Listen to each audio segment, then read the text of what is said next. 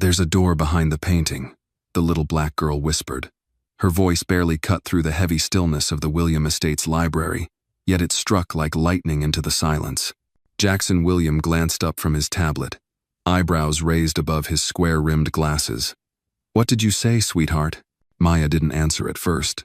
She stood on the Persian rug, head tilted toward the massive oil painting on the far wall, a grand portrait of the original William Patriarch, painted in thick, self-important strokes. Her small hand hovered inches from the canvas. She could still hear it, that faint, mechanical click she'd heard twice now. Deliberate, metallic, like a lock disengaging from the other side.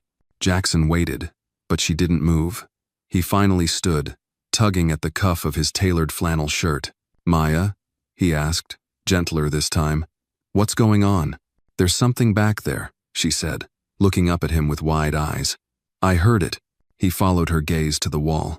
"That painting's been up there for over 50 years. Probably just the old house settling." Maya didn't flinch. "No, it's not the house. It's something else."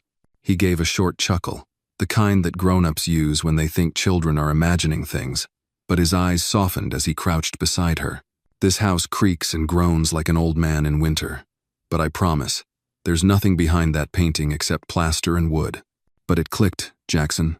Twice." He tousled her curls. "You've got an imagination, I'll give you that." She frowned but didn't press further. Not yet. Later that night, Maya lay awake in her room under a thick quilt.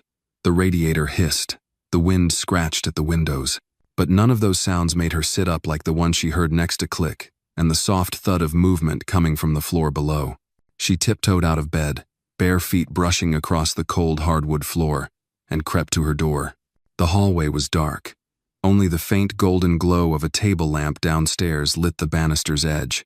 She moved silently, avoiding the third step that creaked, and made her way to the library door. It stood slightly ajar. Inside, the painting remained, looming above the hearth. But the air felt different, tense, watchful. She stepped closer, heart pounding in her chest. With one fingertip, she touched the canvas. Nothing. Then again click. Clearer this time. Louder. The sound didn't come from the painting, it came from behind it. The next morning during breakfast, she watched Jackson stir his coffee absent-mindedly as Edith, the silver-haired housekeeper, laid out warm cornbread and fried eggs. The smell of crisp bacon hung in the air, mixing with the sweet scent of maple syrup and something deeper tension. Edith smiled kindly at Maya as she poured her orange juice. "You sleep okay, darling?" Maya nodded slowly. "Do you know who painted the portrait in the library?" Edith's hand froze mid-pour. "Just for a second. Why do you ask?" "I heard something behind it." Edith resumed her pour. "Old houses have old secrets," she said quietly, then gave a gentle pat on Maya's shoulder. "Best not to poke at shadows you don't understand." "But what if they're trying to be seen?" Maya replied. That made Edith pause. She met Maya's gaze with eyes that had weathered many winters. "Not all truths are kind, sweetheart. Some are better left sleeping, but someone's still keeping them alive," Maya whispered. At that moment, Jackson cleared his throat from across the table. "Hey, Maya. I was thinking maybe we could check out the library later. Just the two of us. You can show me what you heard." Her face lit up. "Really?" He gave her a lopsided grin. "Really? You've convinced me to play detective for a day." And true to his word, that afternoon Jackson stood beside her in the library, staring at the painting. "It's a beautiful piece," he murmured, "though the guy looks like he never smiled a day in his life." Maya pointed. "Right there, behind it. I think there's a door." He sighed and pulled a stepladder over. "If you're right, we'll call Scooby-Doo and the gang. If you're wrong, I'm still buying you ice cream for being brave." She watched him climb, fingers crossed at her side. As Jackson reached the top, he placed both hands on the edge of the gilded frame and froze. "What?" she asked. He pressed gently, then knocked. The sound wasn't solid. It was hollow. Jackson's jaw tightened. "Well, I'll be damned." So, a minute later, with some maneuvering and a soft metallic clack, the painting slid off a hidden rail and leaned forward. Behind it was not just drywall, but a panel of aged oak. In the center, a brass knob tarnished with age. The wood around it showed recent wear. Someone had been using it. Maya looked up at him, heart thudding. "You see?" Jackson didn't speak right away. He stepped back, stunned. This wasn't in the blueprints. I knew it, she said. He glanced down at her, eyes suddenly filled with something she hadn't seen before. Concern. Real concern. I don't know what this is, he murmured, but I don't like surprises. She watched him struggle with the knob. It didn't budge. Locked? He nodded. Edith appeared in the doorway then, holding a feather duster and a tray of tea. Her eyes landed on the open space behind the painting and the door. She nearly dropped the tray. I told you, Maya said softly. There's a door. Edith's lips parted. You shouldn't have found that. Jackson frowned. You knew? Edith nodded, trembling. I hoped it would stay buried. But why hide a door? Jackson asked. Edith lowered her eyes. Because sometimes what's behind the door doesn't want to stay locked forever. Outside, the wind rustled the leafless trees. Inside, the William estate took a breath. And somewhere deep behind that wooden door, something old remembered it was not yet done. Where were you? When the girl whispered, There's a door behind the painting? Tell us in the comments, are you watching this alone? Or did someone else feel the chill too? And if that moment sent a shiver down your spine, tap, like, so we know you heard it too. The next morning, Maya was up before the sun. She had barely slept. The door behind the painting haunted her dreams, always slightly ajar but never open, always whispering but never speaking. She sat curled in the window seat of her room, staring down at the frost-glazed lawn of the William estate. The branches of the ancient oaks trembled in the wind like nervous fingers. She didn't know what was behind that door, but she knew it had been waiting a long time for someone like her. By the time she came down to the kitchen, Edith was already preparing breakfast. The familiar scent of butter and grits filled the air. The old woman moved slowly this morning, as if weighed down by something deeper than her years. Morning, sugar, Edith said gently, not turning around. Maya slid into her usual seat at the old farmhouse table, silent for a moment before she spoke. You knew it was there. Edith didn't respond right away. She poured hot water into a chipped teapot, then finally looked at Maya with tired eyes. I've served this house for nearly 4 decades. I've known about that door since the day I first walked through the front gates. Why didn't you tell anyone? Edith hesitated. Because some things are too heavy for truth alone to carry. Maya frowned. That doesn't make sense. No, baby, it doesn't. But that's how old secrets work. They rot in silence and shame, and after a while no one even remembers where the truth ends and the lie begins. Before Maya could answer, Jackson entered the kitchen, fully dressed, tie already knotted, coffee in hand. Morning, ladies, he said, pressing a kiss to Maya's forehead. She didn't smile. She just looked up at him. Did you sleep? Barely, he admitted. Spent half the night searching the house plans. That door? It's not in any document I can find. Maya glanced at Edith. The older woman didn't meet her eyes. Jackson sat down and sipped his coffee. I've called the contractor who did the last major renovation in 2002. He says he never saw any sign of a door behind that wall. Because it was never meant to be found, Edith said softly. Maya turned to Jackson. We have to open it. He blinked at her. I'm not sure that's a good idea. Why? Are you scared?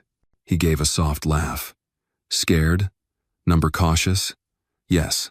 There could be anything behind that door. Structural instability, mold, electrical wiring. It's not just a mystery, Maya. It's a liability. Maya leaned forward. But what if it's not? What if it's something important, something someone wanted to stay hidden? Jackson looked at Edith again, then sighed. I'll have Samir take a look. Who's Samir? Maya asked. My tech guy. He's upgrading the estate's security system. Used to work cybersecurity for the Department of Defense. He's thorough. Maya nodded slowly. Okay, but I want to be there when you open it. Jackson gave her a look. We'll see.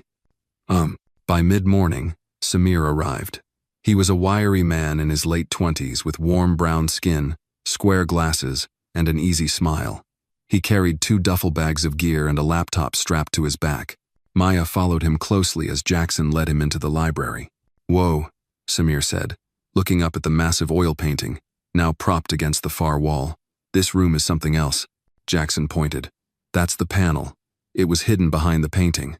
We haven't touched the door since last night. Samir knelt beside it and ran his fingers along the brass knob. He pulled out a small black device, like a tablet, and started scanning the surface. No dust, he murmured. Lock's been touched recently. Look, scratch marks around the keyhole.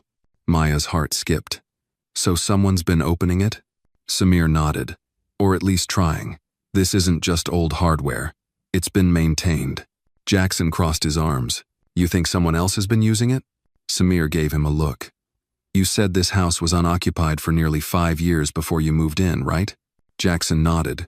Well, someone's been down here since then. Maybe more than once. They spent the next hour inspecting the surrounding area. Samir brought out a fiber optic camera and inserted it through a slim gap in the paneling near the lock. There's a narrow passage, he said. Stairs, maybe? Looks like stone. There's also… Wait, that's odd. What? Jackson asked. Wiring, Samir said. Modern. Someone ran a power line down there. Jackson's face hardened. Are you telling me there's a powered space behind this wall and I didn't know about it? I'm telling you someone else knew. That afternoon, Jackson decided to call in a structural engineer to ensure the stairs were safe to explore.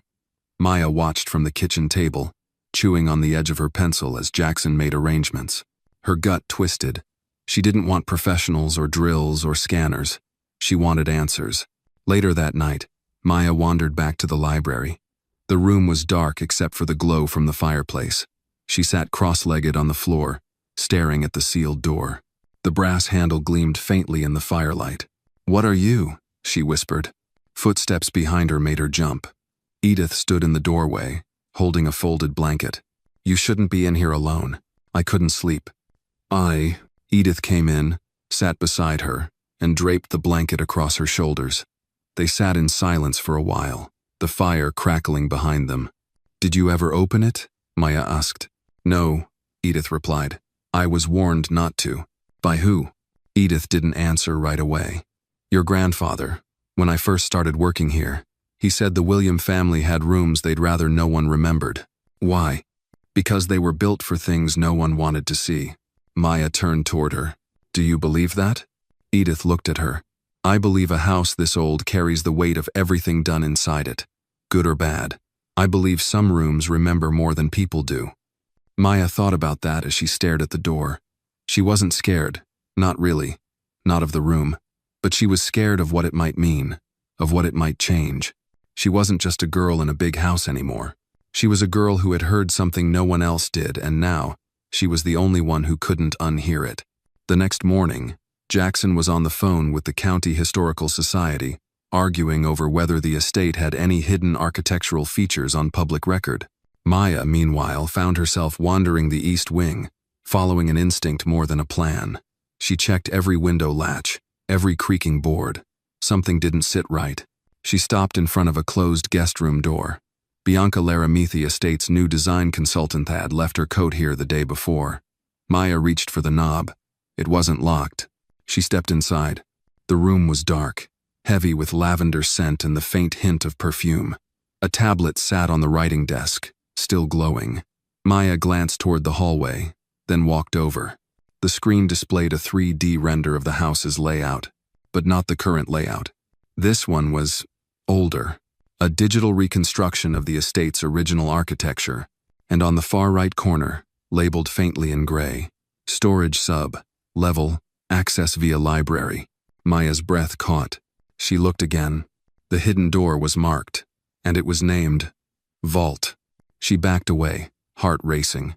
Bianca knew. She knew the door existed and she had plans. Maya didn't touch anything else. She tiptoed back out and quietly shut the door behind her. That night, she lay in bed staring at the ceiling, mind spinning. Bianca wasn't just redesigning rooms. She was investigating the house from the inside out. And Maya was certain now someone had opened that door before her. Someone who didn't want it locked again. But she also knew one more thing. She wasn't imagining anything. She was finally seeing what no one else dared to look at. And tomorrow, no matter what anyone said, she was going to open that door. Maya stood in front of the door again the next morning. This time, she wasn't alone. Jackson stood beside her with his arms crossed, wearing a navy sweater over his dress shirt, and a look that was equal parts curiosity and dread. Samir crouched beside the panel with his tools laid out across a nearby chair. Edith hovered near the fireplace, her hands nervously wringing a dish towel she refused to put down. "You're sure about this?"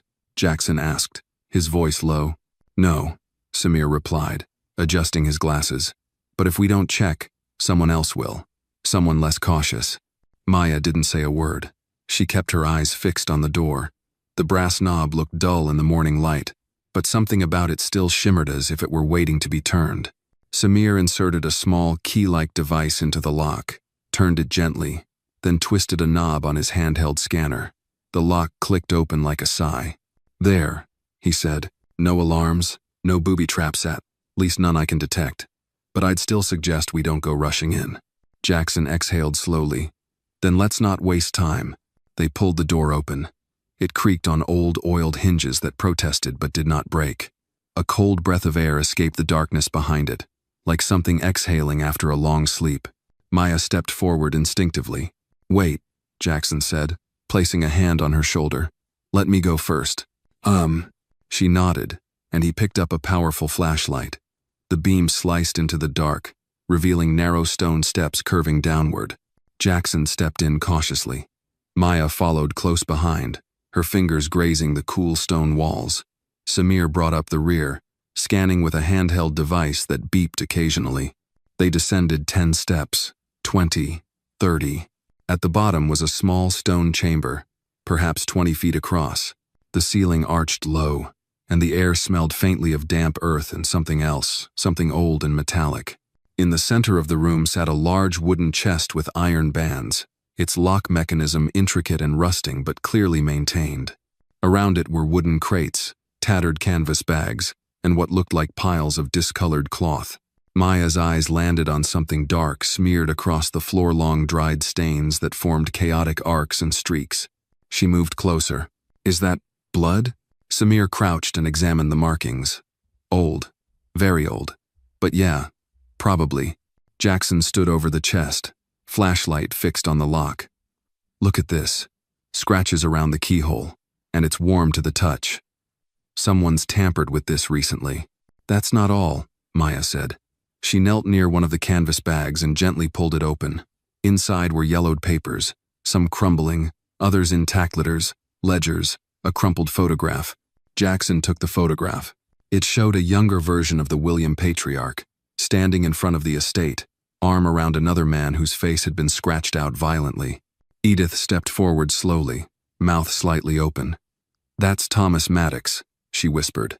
"The man who built the East Wing, my great-uncle." Jackson looked up. "You said your family worked here for generations, but you never mentioned this."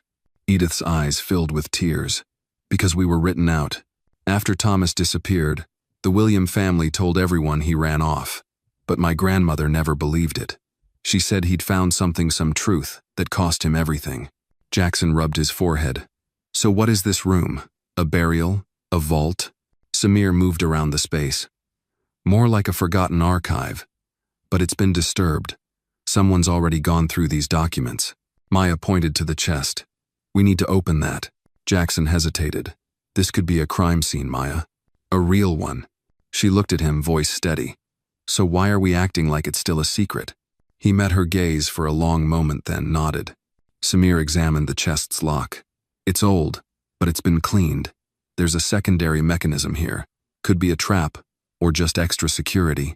Can you open it?" "I can try." It took 20 minutes. Jackson and Maya stood to the side while Samir worked, his brow furrowed, fingers nimble. Finally, with a heavy clunk, the lock gave way. He slowly lifted the lid. Inside were stacks of documents bound in red ribbon.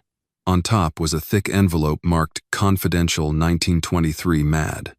There was also something heavier beneath the papers, a small iron box with a seal etched in Latin.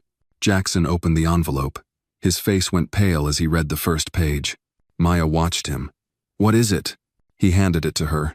It was a confession, written in a trembling hand. It detailed how Thomas Maddox had discovered financial records showing the William family had manipulated land deeds, stealing the estate from the original Bildershees family. When Thomas confronted the patriarch, there was a struggle. The letter implied that Thomas had fallen, maybe pushed and died. The final lines were the most chilling. "We buried him where the house could forget, but I never did. And I pray one day, Someone will make it right. Maya looked at Jackson. This is your family's secret. He said nothing. Edith stepped forward and took the letter from Maya's hands. She read it slowly, then sat down on an overturned crate. Her voice cracked. I knew it. All these years, my grandmother was right. Samir closed the chest. This isn't just scandalous, it's criminal. We need to take this to the authorities. Jackson nodded. Agreed, but we need to move carefully. The William name carries a lot of weight.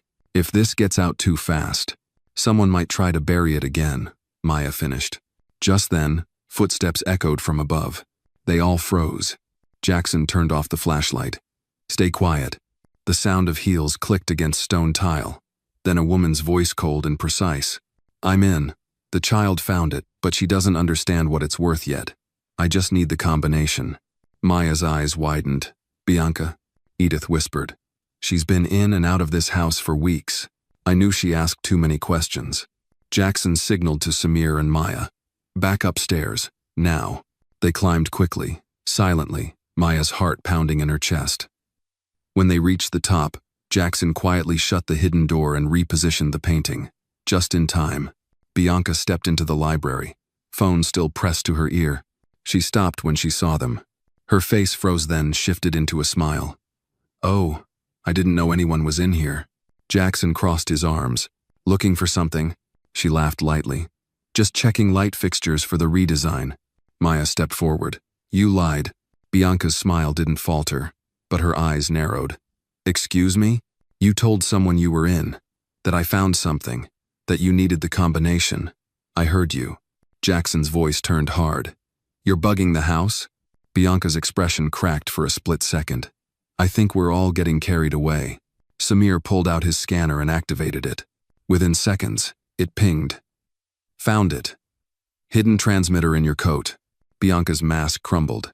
Jackson stepped forward. Leave. Now. Before I call the sheriff. She straightened, regaining some of her composure. You don't understand what's at stake here. Maya's voice was quiet but sharp. Number, you don't. This isn't just about money. It's about what's right. Bianca stared at her, then turned and walked out without another word. Silence returned. Jackson sat down heavily on the arm of a leather chair. What do we do now? Edith gently rested a hand on his shoulder. We tell the truth. That's what families should have done from the start. Maya stepped forward. Then let's start by calling the police. For the first time since he'd opened the door, Jackson looked relieved. I'll make the call. Maya looked back at the portrait of the William patriarch. His painted eyes still stared ahead, cold and unmoved. But now, it felt like someone was finally looking back. She didn't know what would happen next, but she knew one thing. She had opened the door, and the truth wasn't going back in. The sheriff arrived just after dawn, his cruiser kicking up gravel as it pulled into the wide stone circle of the William estate driveway. The sun had barely crested the distant hills, casting a pale gold glow over the treetops and turning the mansion's old windows into muted mirrors. Jackson met him outside, standing on the porch with a thermos of coffee and eyes that hadn't slept. Sheriff Curtis Hill, a man in his 60s with a silver mustache and the calm demeanor of someone who'd seen too much, stepped out and adjusted his belt. Jackson, he said with a nod. Curtis, Jackson replied. Thanks for coming. The sheriff looked up at the old house. Heard you had a break-in. Something like that. Inside. Maya sat curled up on the library couch, clutching a cup of hot cocoa Edith had made for her. Samir paced quietly near the painting, now slid aside to reveal the still-open secret door. Edith stood by the fireplace, arms crossed, watchful. Curtis stepped into the room, removed his hat, and looked at the scene. His eyes lingered on Maya, then shifted to the door in the wall. Can someone explain what I'm looking at? Jackson motioned to the stairway. It leads to a hidden room under the estate. We found it 2 days ago, after Maya heard a mechanical noise. There's a locked chest, documents, and what appears to be a confession from my great-grandfather. Curtis arched a brow. Confession to what?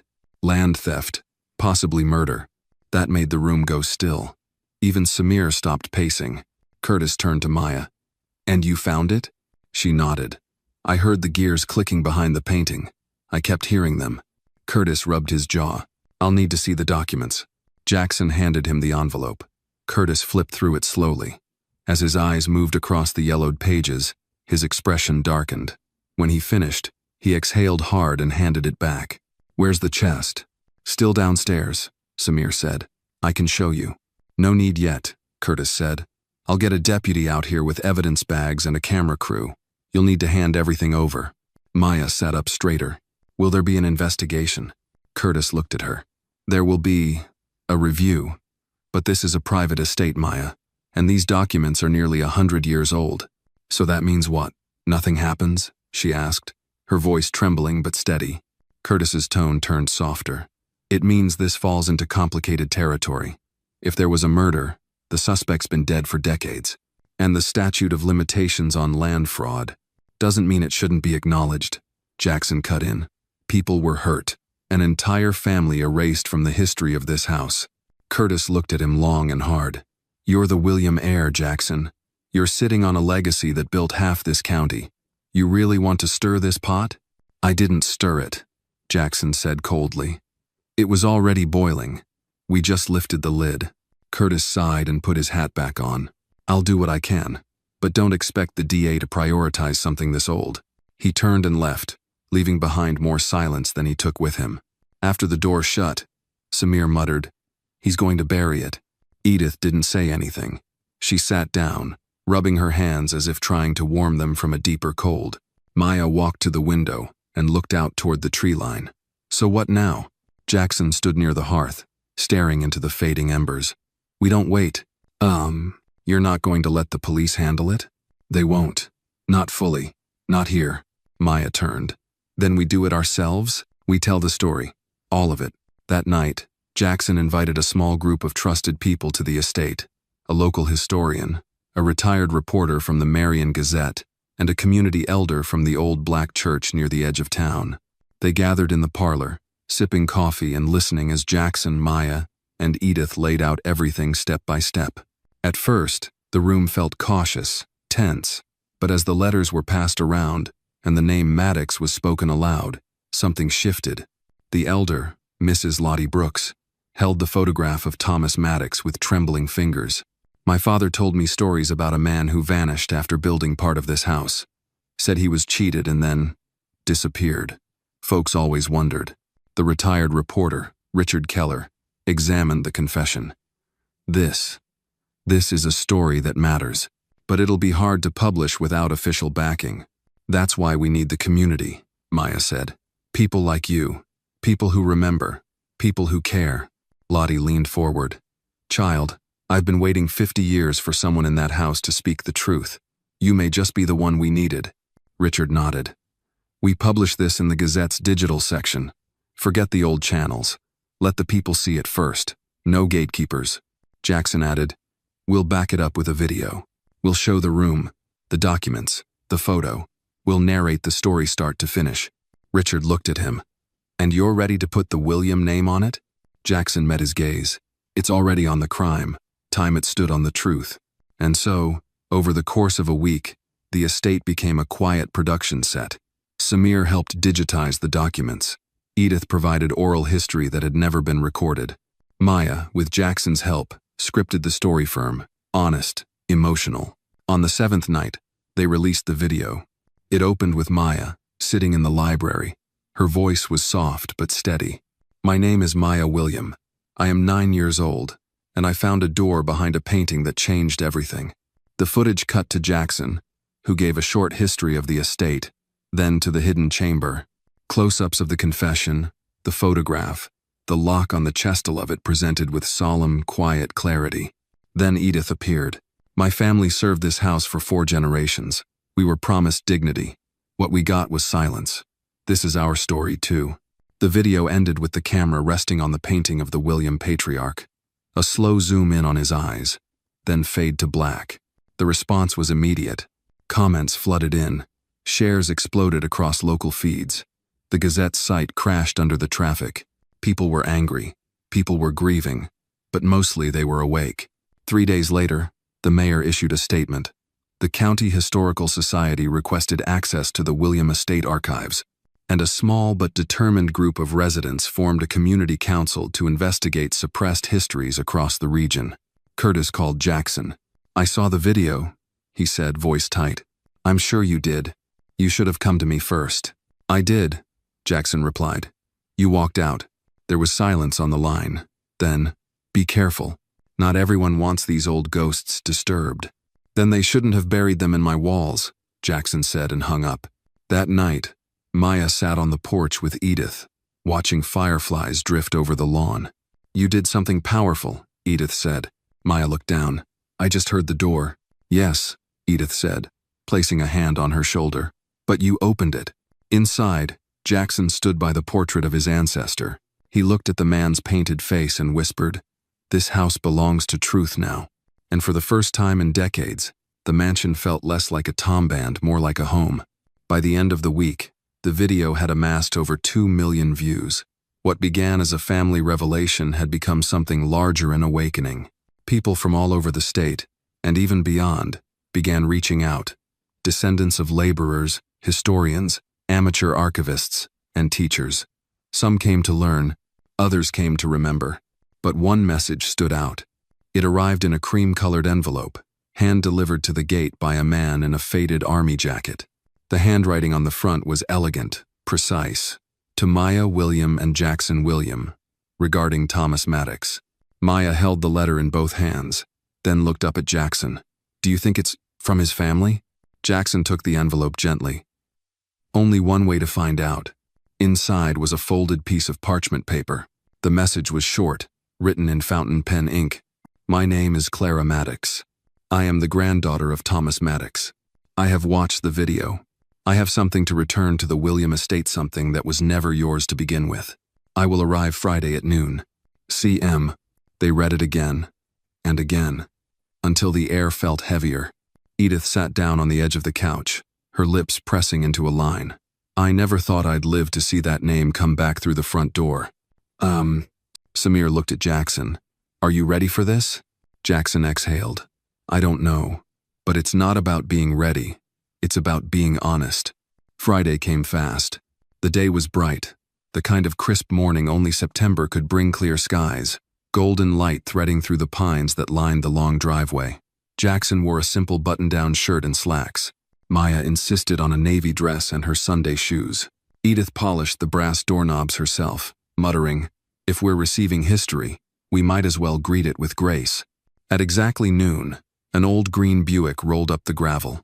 A woman stepped out. She was tall, black, in her early 70s, with snow-white hair pulled back into a bun. Her dress was plum-colored, and she wore a gold brooch in the shape of an oak tree. There was no hesitation in her step as she approached the porch. Jackson opened the door himself. "Mrs. Maddox?" "Clara," she said, offering her hand. "Let's not pretend our families are strangers." He shook her hand. "Then, welcome back." Inside, the air was thick with anticipation. Maya stood quietly by the parlor arch, her fingers twisted together. Clara noticed her first. "You must be the one who heard the gears." Maya nodded. "Yes, Mom." Clara stepped closer and knelt slightly. "Thomas Maddox was my grandfather. He was a builder, a father, and a man of faith. But more than that, he was a man of honor. What you uncovered, you brought his name back. You gave him voice again." Maya's eyes brimmed with emotion. Clara stood tall and looked at Jackson. "May I?" He led her into the library. She paused before the painting of William the Elder, whose stern expression stared out like judgment carved in oil. Then her gaze slid to the hidden door. "I knew something was in this house," she said quietly. "My father used to say, 'Our truths buried under their stone.' He wasn't wrong." They descended into the hidden room together. Jackson lit the lanterns along the wall. The chest sat exactly where they left, it locked and unmoved. Clara walked to it and placed a small wooden box on top. "This," she said, opening it, "belonged to Thomas. It was returned to our family by a man who once worked for the estate. He didn't speak much, but he said Thomas had written things down, notes, records, sketches. He thought they might one day be important." Inside were neatly stacked journals. Jackson picked one up and turned the pages carefully. Hand-drawn diagrams of the estate, notes on supply orders, personal entries short, direct, powerful. "The house expands again. Mr. William insists on marble from Charleston. I said it would delay the work. He told me delays were a luxury for white men. Esther is worried. Says Mr. William watches me too close. I try not to stay after sundown. I saw something in the study. A gun, laid out beside a ledger. I think he knows I know. Jackson's hands trembled slightly. This changes everything. Clara nodded. It makes it real. And now it's yours to carry. Back upstairs, the group sat around the long dining table. Sunlight filtered through the tall windows, and time seemed to slow. Edith poured sweet tea. Maya passed Clara a plate of lemon squares, and for a moment, it felt less like reckoning and more like communion. Clara spoke first. I don't want revenge. I don't want money. I want my grandfather's name placed where it always should have been, in the foundation of this house. Jackson nodded. We'll do it properly. A plaque, a public recognition, and something permanent, a scholarship in his name for students from this county who want to study architecture. Clara smiled, a tired kind of smile, but full of dignity. Then let this house begin again. That night, Jackson stood alone in the library. He stared at the spot where the portrait once hung. It had been taken down and stored away. In its place now was a blank wall waiting. He picked up one of Thomas's journals, turned to the last page, and read, "They may take the house, but if the truth ever finds light, maybe, just maybe, they'll hear me." He closed the journal and whispered, "We hear you." Then he walked to Maya's room. She was curled up reading, her lamp casting a warm circle over the bed. "You awake?" he asked softly. She looked up. "Yeah, I wanted to say thank you." "For what?" "For hearing the sound behind the painting. For not ignoring it." Maya shrugged. "It wouldn't stop. Sometimes the truth doesn't," he said, sitting on the edge of her bed. "Sometimes it just waits for someone brave enough to listen." She leaned against him, her voice sleepy. "Does that make me brave?" He kissed her forehead. "It makes you part of something bigger." Outside, the estate was quiet, but in the town below, Clara Maddox's name had started to spread, and for the first time in generations, the William house was no longer a place of secrets but of voices, of history, of justice whispering through old walls, waiting to be answered. 3 weeks passed, and the house changed. The hidden chamber beneath the portrait had been catalogued by historians from the State University. With Jackson's permission, several preservationists came in, quiet people with soft hands and sharper eyes, documenting every nail, every torn ledger, every faded journal from Thomas Maddox's box. Nothing left that room unless it was digitally scanned and logged. Jackson was firm on that. "No more stolen names," he told them. "Not from this house." But while the scholars came and went, something else stirred inside the estate, something heavier than wood and stone. It started with the walls. Maya was the first to hear it again. Late one night, as a storm rolled in from the west and thunder grumbled low across the horizon, she stood in the second-floor hallway, barefoot in her pajamas. The rest of the house slept, but she couldn't. Not with that sound, that faint, mechanical click, click, click coming again. This time, not from behind the portrait, but from the opposite end of the corridor, behind the linen closet. She stood there, listening. She held her breath. 3 seconds. 4. Then click. "Maya?" It was Jackson's voice, groggy from sleep. She turned. "I heard it again." He rubbed his eyes and stepped beside her. "Are you sure?" She nodded. "It's not the same wall, though. This one." She pointed to the closet. Jackson looked at the old white door, its brass knob dull from time. He opened it slowly. Just towels, shelves, nothing more. Maya frowned. "No, it's behind that, just like the last time." Jackson ran his palm along the back panel of the closet. It was solid, but he felt an unevenness, a slight seam where there shouldn't be one. He glanced at her, his heartbeat rising. "Get me the flashlight." Minutes later, Edith and Samir were both awake, crowding into the narrow hallway. Jackson had pried away the top panel of the closet wall. What lay behind it wasn't a passage. It was a compartment. Inside, a rusted tin box, sealed with a small leather strap. Edith gasped. "Good God, that's from the war era." They carried the box downstairs to the dining table. Jackson peeled it open carefully, like it might bite. Inside, letters, dozens, all addressed to Mr. James William, the son of the original patriarch. Maya leaned closer. Who's James? Edith whispered. The heir, the one who never took over. He left for war in 1944 and never came back. They said he died at sea. Jackson picked up the top letter and read the return address. His face went pale. Fort Devens, Massachusetts. Samir narrowed his eyes. That's a U.S. Army hospital. That's where they sent soldiers when they couldn't send them home. They opened the first letter. The 12th of October, 1945. Dear Father, I am alive. I know this is not what you expected, but I could not return to a house that turned men like Thomas Maddox into ghosts. I have married. Her name is Lydia. She is kind, brilliant, and yes, she is black. I know what this means to you. I know the weight of the family name, but I won't pass that weight on to our children. I will not. Do with this letter what you will. But I have found peace outside these walls. Jackson looked at Maya. She blinked in disbelief. He married a black woman and left everything behind? Edith clutched the letter. That would explain why no one ever mentioned him after the war. He was erased. More letters followed, each one a plea, a protest, a confession. James wrote of his guilt over what had been done to Thomas, of the estate's silence, of his desire to rebuild something different, away from William bloodlines.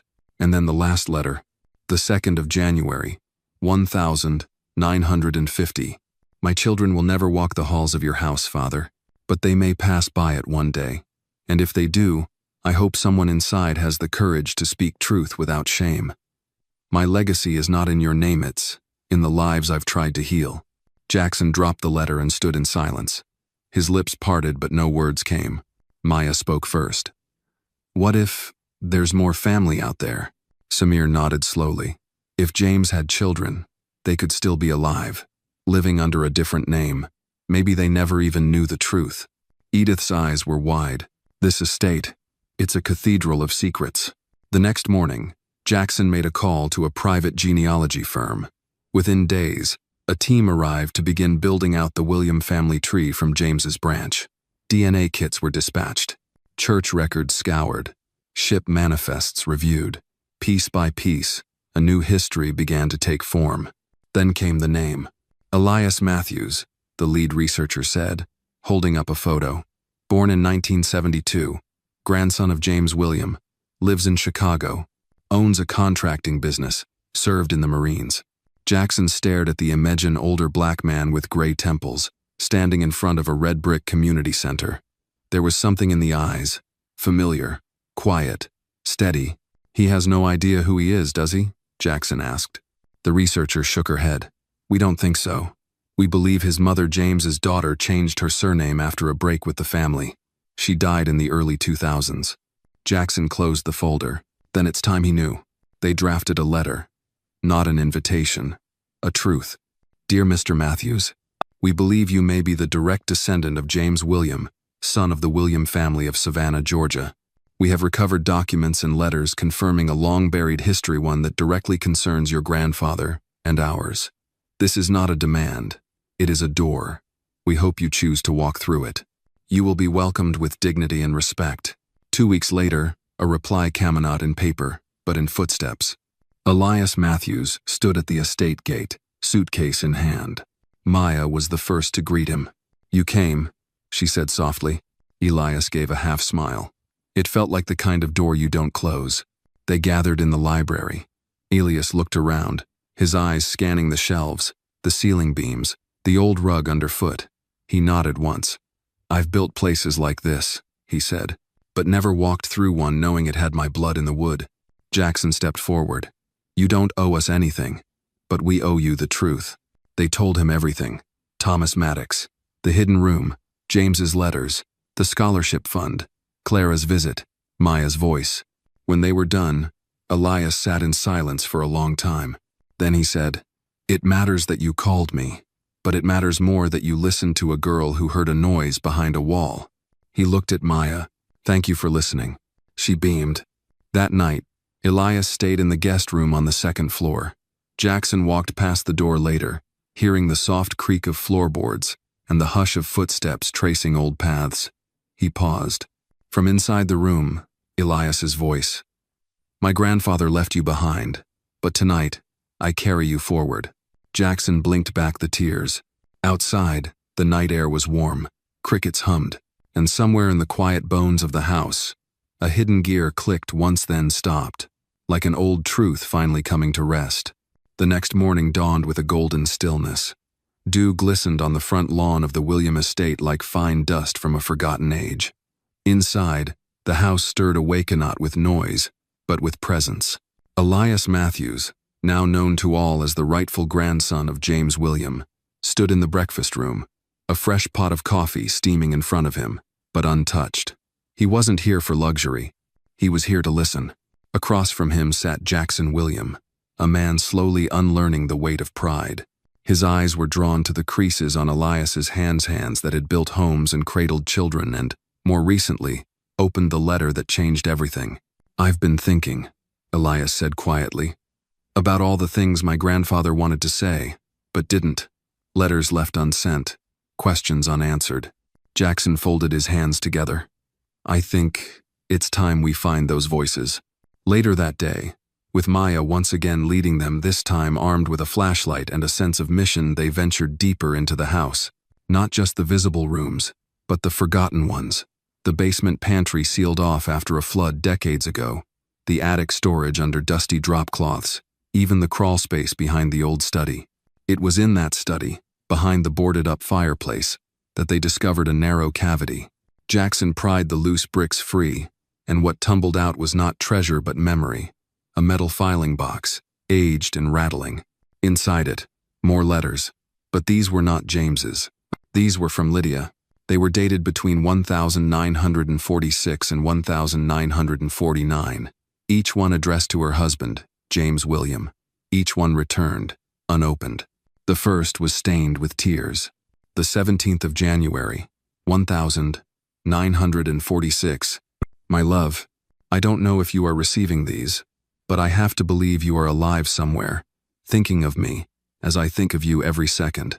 Our daughter, Ella, has your eyes, wide and calm, like the sea. She hums when she sleeps, something you used to do when you were deep in thought. I tell her stories about you. I tell her you are brave and kind and that you chose peace over silence. Please come back to us, or send word, anything." Maya pressed the letter to her chest. "They never saw each other again?" Edith shook her head. "She must have sent them after he left the South, and someone in this house made sure James never saw them." Jackson's jaw tightened. "Probably my grandfather. He controlled the mail." Letter after letter poured out. In one, Lydia spoke of moving north to avoid suspicion. In another, she described Ella's first steps, her first word, star. Then came the final letter. The 24th of December, 1949. "James, this will be my last letter. Not because I love you any less, but because hope has become too heavy to carry alone. I will raise Ella to be strong, to never fear the truth. And if she ever finds this house, I pray someone inside will finally open a door. For you, for us, for her." Elias stood frozen. "My mother, she never told me." She may have never known about these letters," Jackson said, voice low. "They were hidden, buried." Samir, quiet until now, finally spoke. "These aren't just letters, they're testimonies." And they were silenced. Jackson nodded slowly. "Then we give them voice." That night, Jackson sat alone at his study desk. In front of him lay one of Lydia's letters. He placed a voice recorder beside it and began to read, softly but clearly. His voice wavered at first, but steadied. Then he read the next, and the next. Over the next week, the estate transformed into something else, part archive, part reckoning. Maya organized the letters with Edith, carefully laminating and labeling them. Elias contributed old photos from his attic in Chicago. Together, they began to construct the missing tree of the William family. Not the one printed in gilt-edged books, but the living one, the true one. And when the local newspaper caught wind of the story, everything changed. The article ran under the headline, "Forgotten Bloodlines. A Southern Family Faces Its Past." It detailed the discovery of Thomas Maddox's hidden chamber, James's defiant letters, and the reunion with Elias Matthews. But what caught the most attention was Maya. The reporter had spoken to her gently, not expecting much from a child. But Maya's words, simple and solemn, became the story's closing paragraph. I heard something behind the wall, and I thought, if someone's voice is stuck there, maybe we should listen. The next day, the estate phone rang nonstop. People, strangers from across the country, offered support, shared stories of their own buried legacies. A teacher from Michigan donated copies of her students' essays on forgotten Black veterans. A retired lawyer from New Orleans offered pro bono help to preserve and publish the William Matthews letters. And then a voice from the past called. Her name was Evelyn Maddox. She was Thomas Maddox's great-granddaughter. I read the article, she said, her voice shaky. My grandfather never spoke of his father, only that he died working for a man who never looked him in the eye. But now I know who he meant. Jackson invited her to visit. Evelyn arrived a week later. She was in her 60s, tall and graceful, with piercing brown eyes and a steady gait. When she stepped into the chamber beneath the portrait, her hands trembled. He died in this house, she whispered, running her fingers across the wooden cot, the faded photograph of Thomas's wife. And none of us ever knew. Jackson stood beside her. We're not asking for forgiveness. We're asking to make it right. She turned to him. Then tell his story. Loud, clear, and don't put your name first. Evelyn stayed for dinner that evening. The table was long. The plates mismatched, some modern, some old family china, but everyone found a place. Maya sat beside Elias. Edith offered sweet tea. Samir carved the roast. Evelyn brought a bottle of wine from her own collection.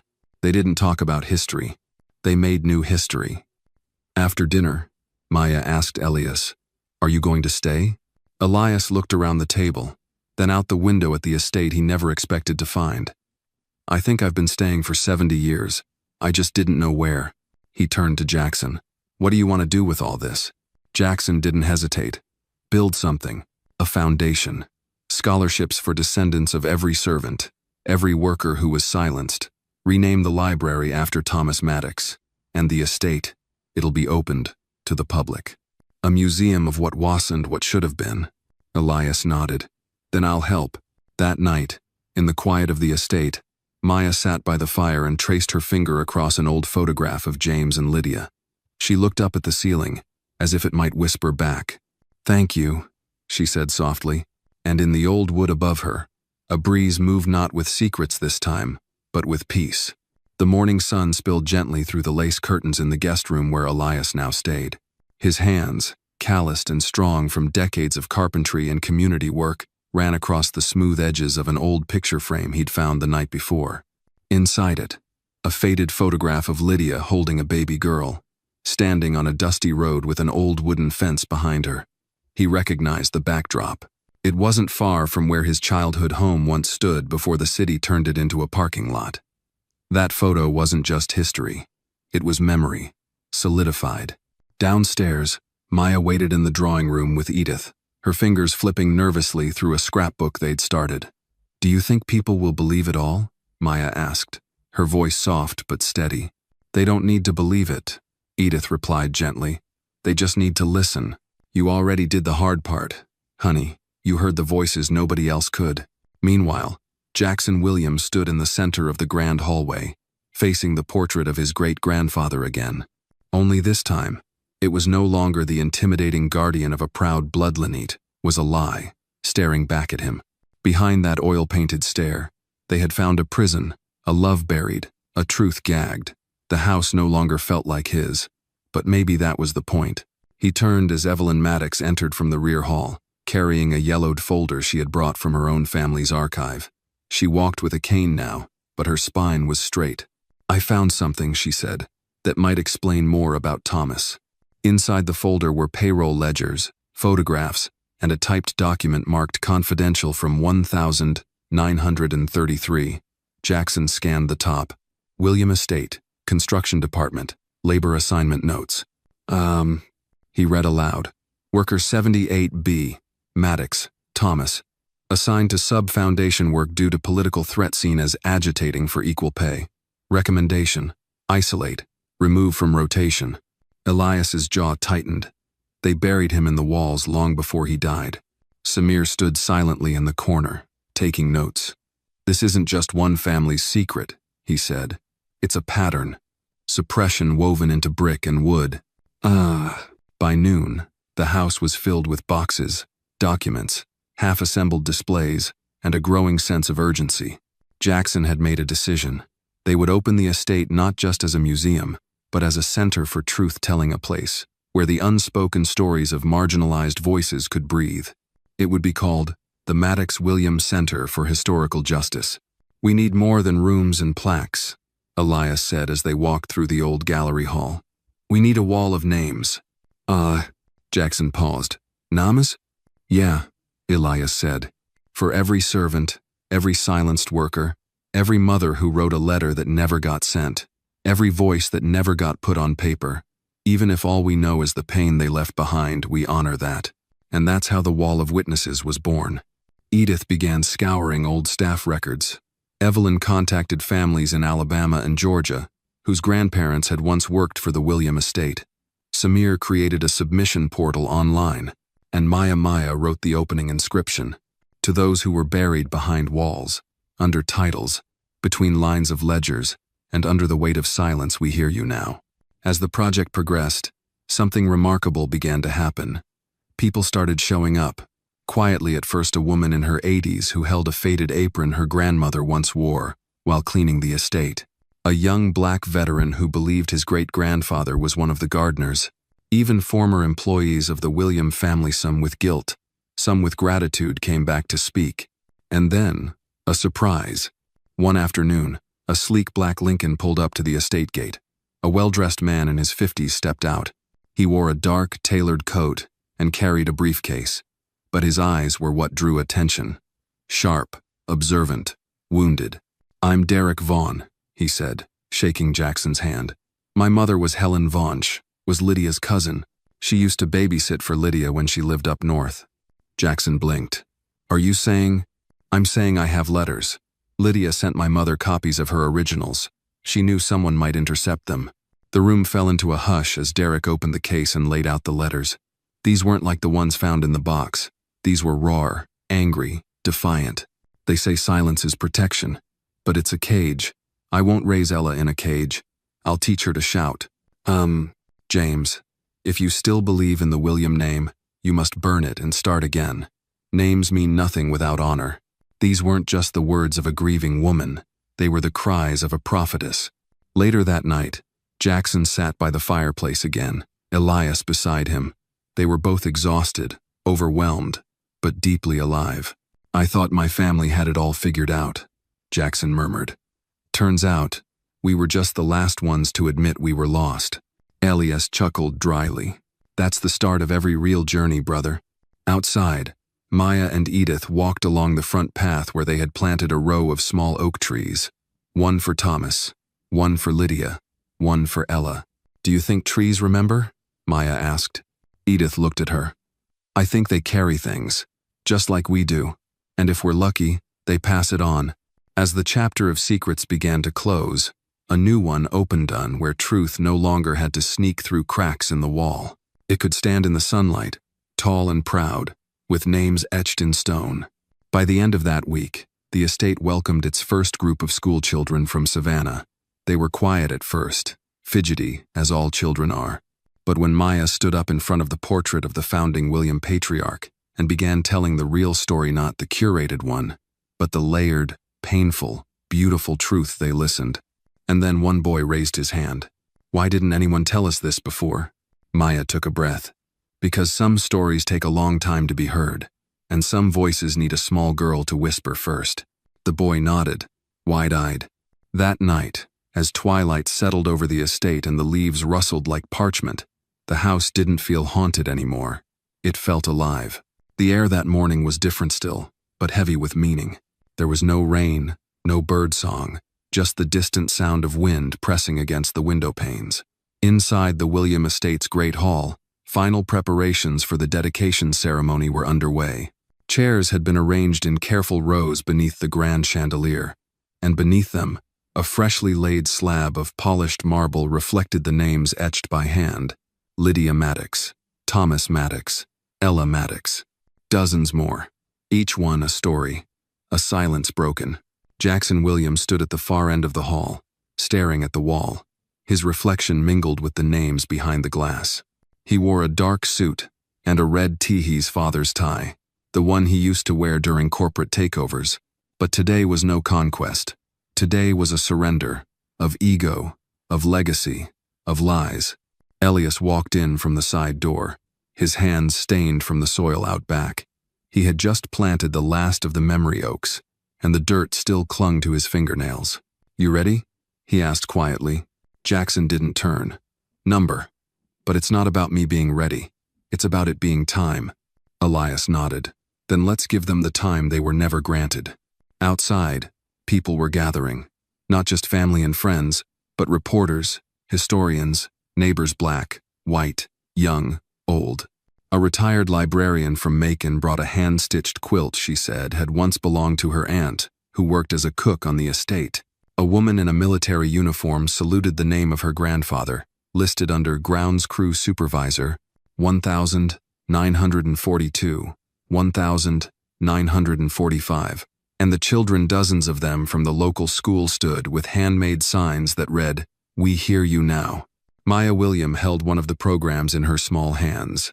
She had insisted on printing them herself, and each one included a short poem she had written. "They tried to hide your name in wood. They buried it beneath the floor. But truth has roots too thick to die, and now we build you a front door." Her words would open the ceremony. When the clock struck 11, Edith stepped up to the podium. Dressed in a deep blue suit with a pearl brooch pinned to her lapel, she looked every bit the guardian of truth she had become. Her voice was strong. "We gather not to rewrite history, but to reread it properly. For too long, the story of this land has been told from a single chair at a long table. Today, we set that table again and every voice has a seat." The crowd hushed. Then Maya walked up. The microphone came nearly to her forehead. She didn't need it. Her voice was clear. "My name is Maya William. I live here now, but someone else used to live here too. Her name was Lydia. She was my great-aunt. She loved a man who was kind. He worked hard. His name was Thomas. And they had a little girl named Ella, like me. No one talked about them until we listened to the walls." She turned and pointed to the great oil painting behind her. "And this man, he founded the William family. But his story wasn't the only one that mattered. Now, we tell everyone's story." Applause. Not the kind that burst loudly, but the kind that built slowly, rising like morning light. After the speeches, Jackson took the podium. His hands trembled slightly, not from fear but from the gravity of what had brought him here. "I was born into wealth, privilege, and a story that always made me the hero. But I wasn't. I was just the last character added to a book written in invisible ink. Today, that ink becomes visible." He paused, lifting a weathered leather notebook. "This was my grandfather's. In it I found records of names, decisions, punishments, all done in the name of order. But now, I offer it as evidence that the past is not buried. It's just waiting."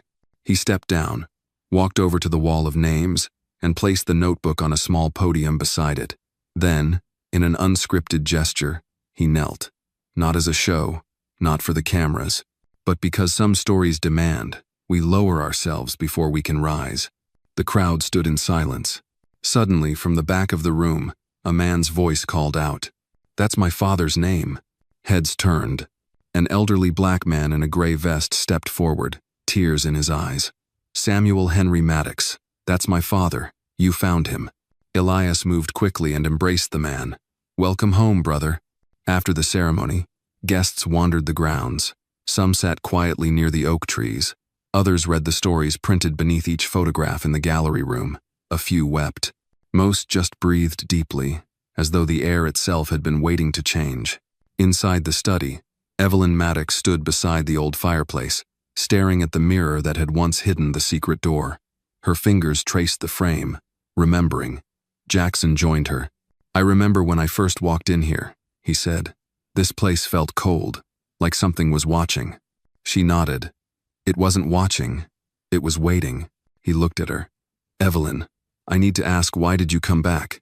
After all these years?" She smiled sadly. "Because silence eats memory, and I wasn't going to let my family be forgotten again." He placed a hand on her shoulder. "We won't forget. Not anymore." As dusk began to fall, Maya returned to the portrait.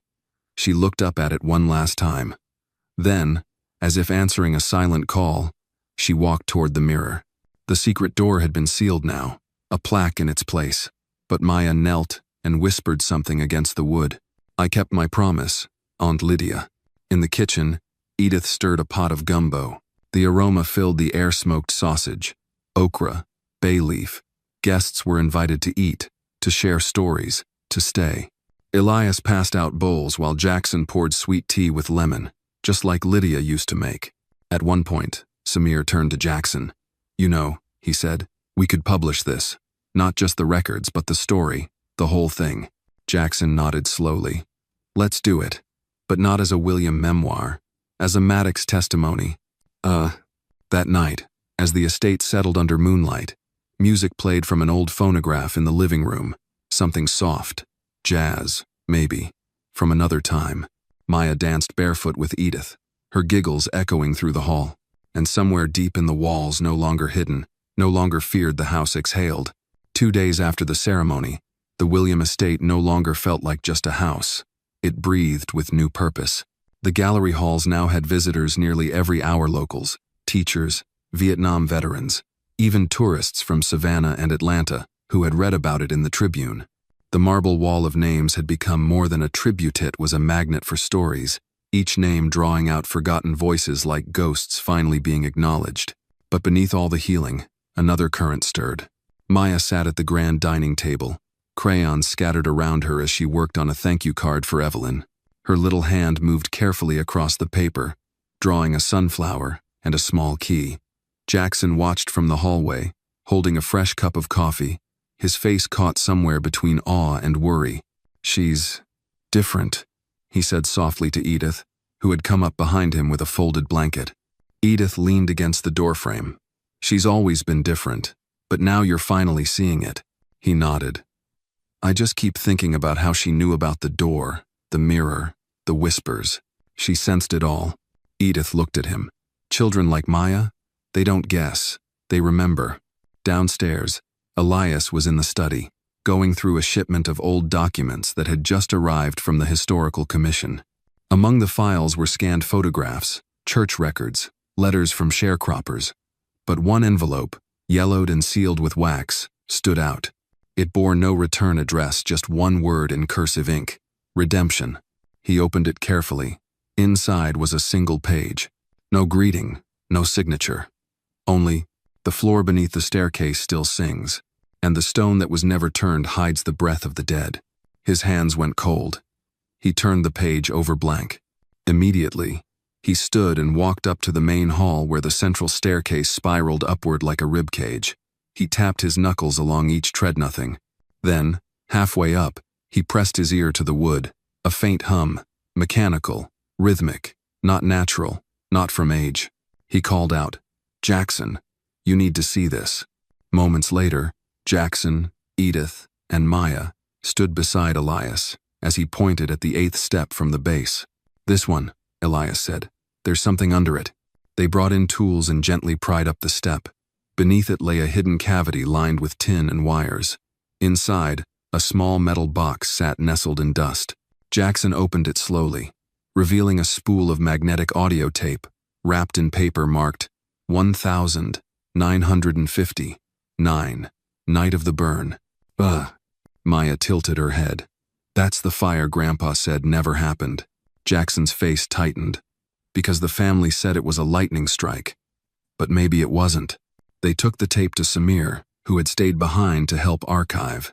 Using old equipment from the local college, he threaded the tape and began playback. The sound crackled, hissed, then voices came through, panicked, overlapping. "They're locking them in. Tell Mr. William we can't stop it, not now. Get the ledger, burn it first. She's in the pantry. They don't know Lydia's still inside." The room went silent. Samir paused the tape. "My God," he whispered. "They tried to erase it literally." Edith sat down slowly. "That fire, it wasn't an accident. It was a cover-up." Jackson buried his face in his hands. "Lydia, they locked her in." Maya's small voice cut through the grief. "But she got out. Somehow." Edith turned to her. "Why do you think that?" Maya hesitated, then said, "Because she hid the journal. She whispered to me about it. She said the truth always finds air." In the following days, the estate became the focus of renewed media attention. The discovery of the audio tape was explosive. The Tribune ran the headline, "William family fire was arson, not accident tapes reveal, cover up." National reporters followed. For some, it was just another scandal. For others, it was validation of long-whispered suspicions. A few members of the extended William family protested. One cousin accused Jackson of desecrating legacy. Another sent legal threats. But Jackson stood firm. He appeared on national radio, his voice steady and clear. "Our legacy doesn't begin with lies. It begins with truth. And if that truth is painful, then so be it. We are not here to preserve comfort. We are here to honor the cost." Edith, too, gave an interview to a prominent podcast. "This isn't about guilt. It's about courage. About listening to walls and mirrors and children like Maya. If we don't speak for the dead, we become their jailers." But amid the swelling attention, an unexpected message arrived. It came in the form of a handwritten letter, signed only with the initials J.D. The handwriting was shaky, old. The letter read, "There was another door beneath the south cellar. Lydia knew about it. So did my brother. But we were afraid. Afraid the truth would turn to ash. If you're reading this, perhaps now it can live." They followed the instructions in the letter, descending into the cellar, a place long sealed. Behind an old wine rack, Elias found a false wall. When he removed it, they uncovered a stone tunnel, narrow and damp, leading into the earth. At the end of the tunnel, a wooden crate sat wrapped in oilcloth. Inside were objects untouched by time photographs, letters, a porcelain doll with a broken hand, and a final ledger. This one, unlike the others, was in Lydia's handwriting. She had chronicled everything: names of workers hidden, money diverted to help them escape, threats from within the family, even the night of the fire. The final entry read, "If you're reading this, it means I failed to escape, or perhaps I succeeded in a way they never understood. I wasn't trying to survive. I was trying to be heard." They brought the ledger upstairs, placing it beside the wall of names. A new plaque was added. "Lydia Maddox, Keeper of Memory. 1,921. 1,959. At that moment, Maya walked up to the wall and placed her drawings on flower and key beneath the new plaque. Then she looked at Jackson. "Will you tell the story?" she asked. He nodded, every word. As the family gathered for dinner that night, no one talked of money, or stocks, or company shares. They talked of Lydia, of Thomas, of Ella, of the bravery it takes to be small and still change the world.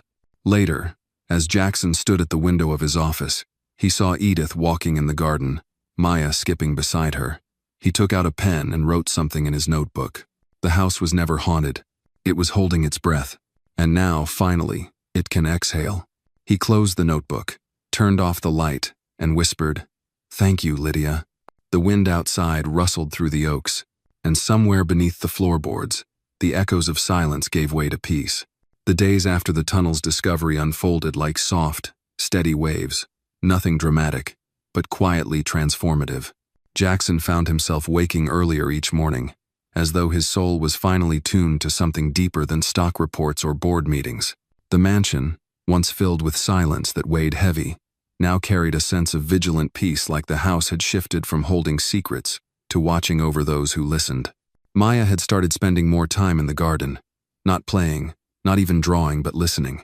She would sit on the old stone bench near the magnolia tree and close her eyes. Sometimes she spoke, sometimes she didn't. Edith kept a close watch, but she never interrupted. "Why that spot?" Jackson asked her one morning, his coffee steaming in his hand. "She says it's the quietest place in the world," Edith replied. "And that's where Lydia's whispers come the loudest." Jackson looked over at Maya, seated cross-legged under the canopy of flowering white. Her lips moved silently. A part of him feared this wasn't over, that perhaps what they'd uncovered was just one layer, one chamber of a much larger vault. That feeling deepened when Elias approached him that evening with a stack of old blueprints. "I've been going through the original estate schematics, and Jackson, there's something strange. These older blueprints show a sub-basement, but it doesn't appear in any of the renovation documents after 1986. Jackson leaned over the maps.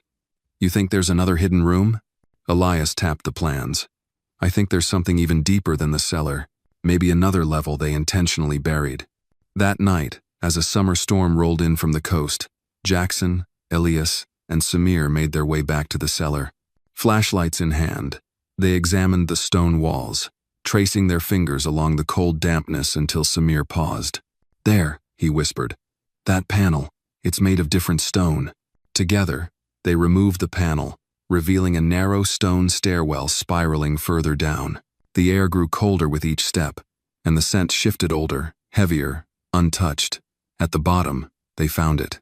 A single steel door, rusted at the hinges, sealed shut with a chain and a lock older than any they'd seen in the house. Elias stepped forward and tried the key he had found with Lydia's journal. It clicked. When the door opened, the light caught something unexpected. Walls lined with filing cabinets, black metal shelves filled with boxes, and a desk in the corner with a dusty rotary phone. This was an office, Jackson muttered. A records room. They stepped in, brushing off the dust, opening drawer after drawer. Inside were documents stamped confidential, ledgers marked in 2 sets of handwriting, and sealed envelopes addressed to names no one recognized. One file, in particular, stopped Jackson cold. It had his grandfather's name on it, Reginald William, and a document titled Contingency Agreements Project Elmsworth. He read through it, each word cutting deeper than the last. The document outlined a private deal between Reginald and 3 regional industrial heads, agreeing to cover up the deaths of workers in exchange for political favors and land exchanges. Attached was a photograph of a burned structuria wooden dormitory housing black farmhands. A single sentence under the photo read, "Do not let this reach Savannah Tribune." Jackson dropped the paper. He knew. He was part of it. Elias looked pale. These weren't just mistakes. These were decisions. For a long while, no one spoke. Then Maya's voice echoed softly from the top of the stairwell. "Dad?" Jackson turned, heart racing. "Maya, how did you?" "I followed the light. The house told me where you went." He climbed up to meet her. She held something in her hands, a framed photograph, dusty but intact. It was Lydia, younger, smiling, standing beside a woman no one in the family had ever identified. "She told me to find this," Maya said, her voice certain. She said the woman next to her, she was her sister. She helped hide the workers. Jackson took the photo gently. "We didn't even know Lydia had a sister." Maya nodded, because they made everyone forget her. Back upstairs, Jackson gathered the family and the team. "We have a choice to make," he told them. "We can stop here, with the truth we've found, or we can bring it all out. The names, the letters, the crimes, all of it." Edith stood. "There's no choice. You finish what Lydia started." Over the following week, they digitized every document, cataloged every box, and partnered with a local Black History archive to publish the findings. A press release was prepared, this time not by lawyers or PR consultants, but by Maya. She dictated it slowly to Jackson, who typed every word. This house belonged to people who did wrong, but they also left behind people who did right. You can't separate them, but you can choose which voice to listen to. We choose Lydia's. The press conference was scheduled for a Friday morning. National media had picked up the story again. The Tribune, NPR, even a documentary crew from Netflix requested interviews. As Jackson prepared to speak, he stood before the mirror in Lydia's old bedroom. Not the one behind which the first door had been found. This was her personal mirror, cracked at the corner, its glass fogged with age. He stared at his reflection. "You carry the name. Now carry the weight." Downstairs, reporters gathered under the grand chandelier. Maya stood beside Edith, holding a bouquet of fresh magnolias. Samir and Elias stood behind the podium, their shoulders squared, ready to back every word. Jackson stepped up to the microphone. "My name is Jackson William, and for too long, that name was used to bury the truth. Today, we dig it up not to shame, but to heal. This estate is no longer a symbol of legacy. It is a witness, and we are the ones who must testify." He paused. A little girl led us to a door. Behind it were whispers, lies, and loss. But beyond that door was also something else, hope. The kind of hope that speaks even when you try to silence it. There were tears, applause, and one quiet moment when the power flickered slightly just for a second and Maya smiled. "She heard you," she whispered to her father. That night, as the family sat outside under the stars, Jackson looked around, Edith pouring sweet tea, Elias laughing with Samir over something in the newspaper, Maya, asleep on his shoulder, her sunflower drawing folded neatly in her lap. The house no longer loomed in the background. It stood gently, as if watching, as if resting. And for the first time, Jackson believed what Maya had said at the very beginning. The house isn't haunted, it's hurt. Now, it was healing. Autumn came gently to the William estate. The trees began to shed their summer bravado in favor of amber humility, and the air carried that crispness only October could affair a kind of memory in every breath. It was the first fall in years that Jackson didn't dread. Instead of preparing to close up the house for the season, he kept the windows open, the lights on, the doors unlocked. For once, the house felt less like a museum of inherited sins and more like a home willing to forgive. One morning, Maya stood by the oil painting again of the original patriarch, the founder of the William legacy. Her tiny hand reached out as it had that first day. Jackson stood behind her, watching. "She says it's time," Maya whispered. Jackson knelt beside her. "Time for what, sweet girl?" "To paint over him." He smiled softly, unsure if it was a joke. "You mean, the painting?" Maya nodded with solemn certainty. "He had his time, but it's someone else's turn to stand on the wall." Jackson looked up at the thick brushstrokes, the arrogance in the man's chin, the smugness in the angle of his eyes. His ancestors had lived under that stare for generations. "Whose turn do you think it is?" Maya didn't hesitate. "Lydia's." The next week, a local artist, black, middle-aged, from Savannah, arrived at the mansion with her easel and her brushes. Her name was Darlene Cotton, and when she saw the space, she smiled and simply said, "It's about damn time." For 2 days, she worked in silence, Maya watching beside her. On the third day, Jackson joined, then Edith. Then, unexpectedly, so did Mr. Turner from the library in town, and the young barista who had once served Maya hot chocolate during her therapy sessions. Community gathered, as if called by an invisible bell. By the end of the week, Lydia's portrait drawn from a single photo and many whispered descriptions was complete. She stood straight, eyes calm, wearing the faintest smile. Behind her, the outline of a sunflower field, and in the bottom right corner, at Darlene's suggestion, were 3 names: Lydia, Maya, Jackson. That night, a private ceremony was held in the Great Hall. The lights dimmed. Music played Lydia's favorite gospel hymn, rediscovered in one of her cassette tapes. And as the song rose, Maya turned to her father and asked, "Can I say something?" He nodded. Maya stepped up, small but steady. "I used to be scared of this house," she began. "I thought it was too big, too old, too loud in the wrong ways. But now I know, it was just waiting to be listened to." She looked at Lydia's portrait. "She waited a long time for someone to open that door. And we did. Not just me. All of us." Her voice cracked, but she didn't stop. "Now it's our job to keep listening.